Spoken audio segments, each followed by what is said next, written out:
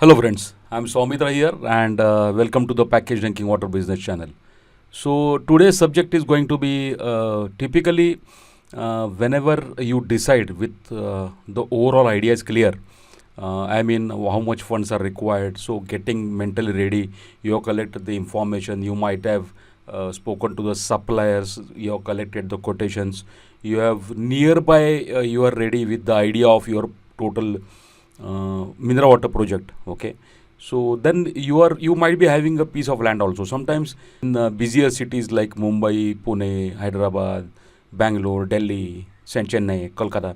So you may not have the luxury of a land, huge land, and then you can construct. But usually the packaged drinking water plants are located outside the city area. So let us talk about those things main first. And can you construct on the ground plus one or something? You can do that, but that is a specialized layout. But we can talk about particularly suppose an entrepreneur is ready with the funds and he's also having land, and now he wants to calculate his plot area and exact plot, how much plot he needs for demarcation maybe. Okay, so he will demarcate and start the next steps. So this is the video is for. And believe me my friends, maximum mistakes are done at this stage, because mainly what happens is many of the people who start this business, they are either they are having their own other businesses, or they might be having their first generation business also here, but they do not, after seeing a couple of plants, they think that yes, I can do it myself. Nothing wrong about it. Doing the shed construction yourself is not at all a wrong decision. You need not hire any specialized contractor for that. uh, Besides the person who does it, I mean, you can take the charge of that. There is no problem about it. The problem does not lie there. The problem lies where they do not consider the inside of the plant. So inside is the machinery, and the machinery is under FSSAI's strict rule now. So don't think that earlier there was nothing. There was BIS. Yes, BIS also used to see that, but understand, to increase the compliance, okay, to increase the standards of the plants overall, the hygiene and the content, it is water, it's edible. So FSSAI has implemented strict rules and strict procedures. So there are many videos you can check on my channel itself about the FSSAI. Rather, there is a specialized FSSAI channel. But the focus of this video is not to that. I just want to tell you, okay, maximum mistakes are done here without calculating the importance of a layout. Okay, operations by operations layout, people start sheds and then they regret.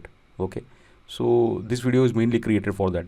So friends, there are many videos like that. You can see on the screen almost 737 videos, and we are here on the YouTube from 2013, and there is no other video than this subject. So if you are not, the appeal is only to subscribe. If you are not subscribed, please subscribe. At the end of the video or anywhere, the button is there, and do not forget to press the bell icon. Why? Because you will not miss a single notification whenever there is a new video published. So let's go to the subject now. So how to go ahead with this shed thing on your land? So for shed, you require inside layout. How are the machines placed? So mainly the packaged drinking water plant is in 4 sections, as you know that. Mainly what are the 4 sections? One is water treatment, one is blowing machine. So that is, blowing machine is usually outside the production area. Should be, okay, should be outside the area. Some people keep it inside the area also. Then there is actually the filling and labeling and all these things, compliance wala, and the quality control thing. So these are the 4 sections which we say. Plus there is a admin block and whatnot. Okay, so that is again one more thing. So this is the distribution of the whole shed area, the covered area. We'll talk more technically. It's a covered area, right? So these are the 2 things which come under the shed. So the shed has to be constructed as per that. I will just take you to another thing where we can see the shed. So this is a typical shed, you can say that. Okay, now this is an old shed. Okay, so pretty old. I mean, almost at least 15 years or 10-15 years older plant construction. So there are certain things, this typical. There is one more thing which is again RCC. This is no RCC, but brickwork he has done. So that is up to you. But according to me, even the metal sheets are okay. So you should save wherever you can save the money. Again, this much open area you may not be having. So, but this fellow has taken care to leave the empty spaces outside. So what I was telling is inside the shed. What is inside this shed? So inside this shed is full set of machines. Okay. So this machinery. So there are many videos. Again, there is one more video specially focused on the layout thing.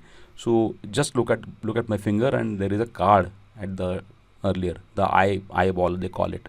So there is one video. You can just look at that video and you can check for FSSAI, or rather to design a proper layout. What are the steps? I will not going to repeat those things again here, because we are talking about the overall plot area on your land.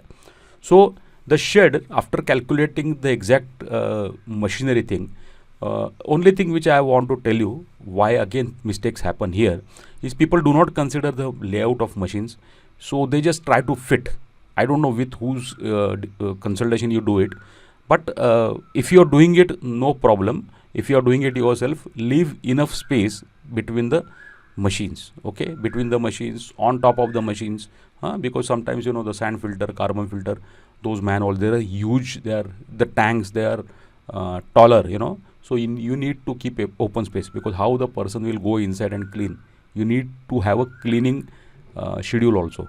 Okay, so there are many things, and these are observed very keenly by FSSAI. So don't think that there are so many plants where there are, people always tell there are not enough supervisors or not FSOs, food safety officers. Agreed, there are challenges about implementation of the FSSAI things also, but let us not take chances. If somebody comes and audits your shop or your factory and he puts a seal, because FSSAI rules are very strict now. Okay, so the minimum fine, I have told in other videos also, minimum fine is 1 lakh rupees. So below 1 lakh rupees there is no other fine. So 1 lakh to 5 lakh to 10 lakh, whatever may be the charges, and all these things are mainly to the compliance of hygiene standards. That is why it has again repeatedly told you it is high risk. So do look at the videos of FSSAI just to know, not to threaten you, but just to know that how critical and how important is this step, okay, to calculate the shed size, and before that to go to the layout and check it. Okay, so this is very, very, very, very, very important. That is why I am repeating this. This is a small video, but still I am repeating this.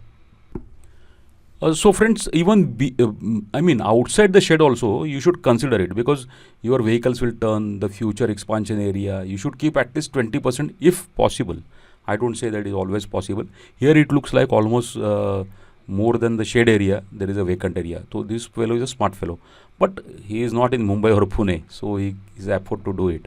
Okay, if you have a lot of area, go for it.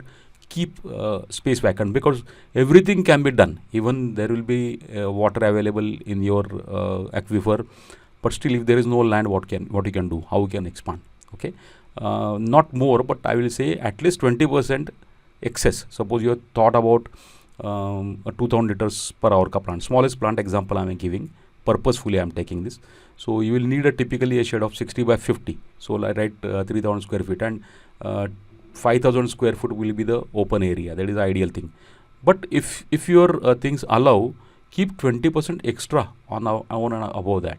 Okay, so if you can do it, go for 6000 square foot plot. So that is a way. Okay, for the open plot. So once it is done, both the things, calculate the total area, and that is your actually the total shed area, or not shed area, sorry, the total plot area. So you can demarcate that. So you can see, as you can see in the in the image, that there is wall. The fully it is not covered, but you can easily make out. Okay, there is also a DP at the back and all that. So you can demarcate that, and that particular area is your plot area. Hope this video is satisfying your requirements. Now to do it yourself, you can do it. I don't recommend now that you go to a single supplier and buy all the machines and get all the things from them. No, it is not required. Okay, what alternate way I will tell you, you can attend. First of all, we have trainings for the initial section. Okay, if we are starting, we have got some trainings. So in the trainings, the subject is this only: how to go ahead with your plant yourself. Okay, you can buy machines from India Mart and exhibitions. So we always recommend that you should visit exhibitions. You should find suppliers. Why? Because ultimately you have to do it. Understand this. The plant is for the lifetime. You have to maintain it. So these steps are important. Attend training. In trainings, your basics will be clear. So once you come to know about the basics of this, you can go with yourself. We are again there for mentoring, but I'm not going to talk about mentoring here, because once your training is done, then you will understand the purpose of mentoring and how it is useful. Mentoring is not consultancy. Mentoring is not supply of machines. So mentoring is building you as an entrepreneur, as a business owner. So I hope you like the video. You please, I will not suggest you. You will definitely press the like button, and if you want to be informed continuously, press the subscribe button, and tell your friends also if they are into this similar business.